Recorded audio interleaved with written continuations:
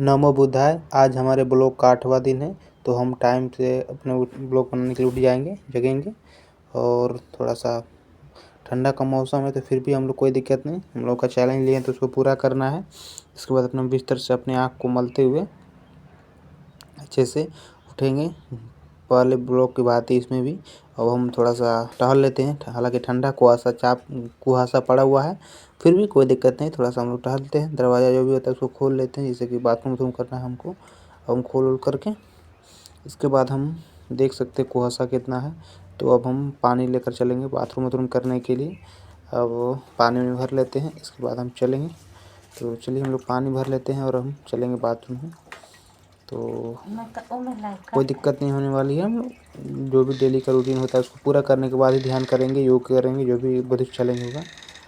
और इसके बाद हम आते हैं, अपने हाथ को अच्छे तरह से हाथ गोड़ को धोते हैं, सर्फ साबुन जो भी होता है। और धोने के बाद अपने मुख को अच्छे से हम धोएंगे, आँखों को कुल्ला उला मतलब अच्छे से दांतों साफ करेंगे। अभी ब्रश तो नहीं कर रहे हैं, बट अभी कर रहे हैं अच्छे से, जिससे कि ध्यान करने में अच्छा रहेगा, कोई दिक्कत परेशानी ना होगा। पानी भी 1-2 पी लेते हैं।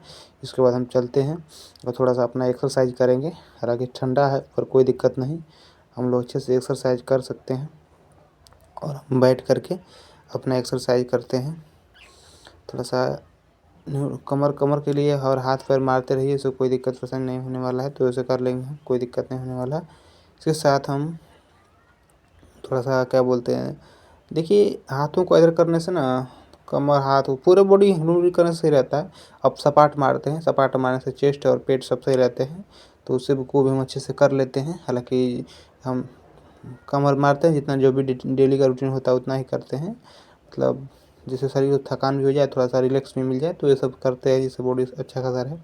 और थोड़ा सा बैठ करके अनुलोम विलोम कर लेते हैं, ध्यान के लिए बहुत ज़रूरी होता है।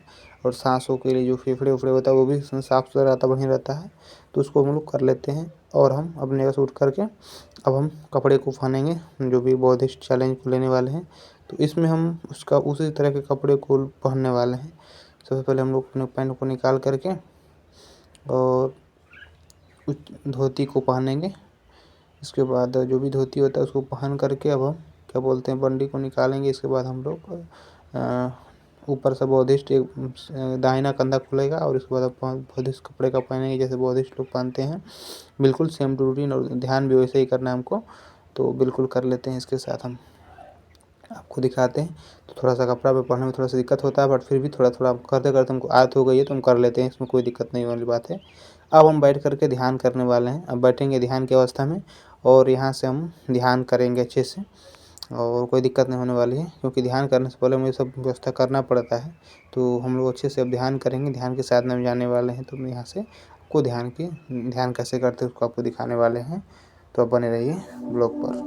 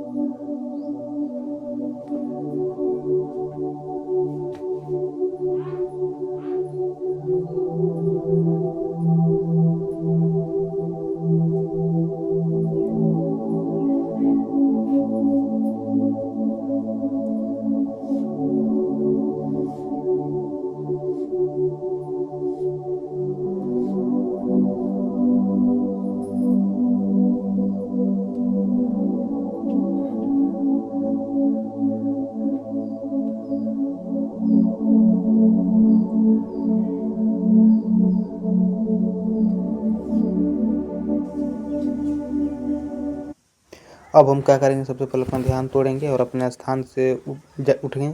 उठ करके थोड़ा-सा चलेंगे, जो भी ब्रश-व्रश करना होता है मुँह को अच्छे से धोने के लिए। तो आप देख सकते हैं, इसलिए एक्चुअली में ऐसी चीज़ें हैं। तो हम चलते हैं, अब यहाँ से ब्रश-व्रश करेंगे अच्छे से काट-कूट करके।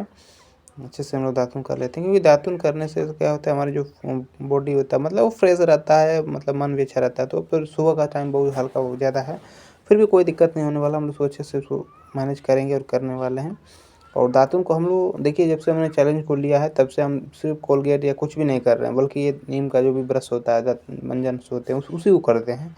और ये बहुत फ़ायदेमंद होता है। थोड़ा-सा क्या बोलते हैं कि मुँह तो तीता हो जाता है, मतलब करने को मन नहीं करता, पर फिर भी बहुत ही फ़ायदेमंद कीड़े-मकोड़े के लिए सही रहता है। और कोई बीमारी होती है तो वो ठीक हो जाती है, मतलब दाँतों के बैक्टीरिया के लिए सब सही रहता है।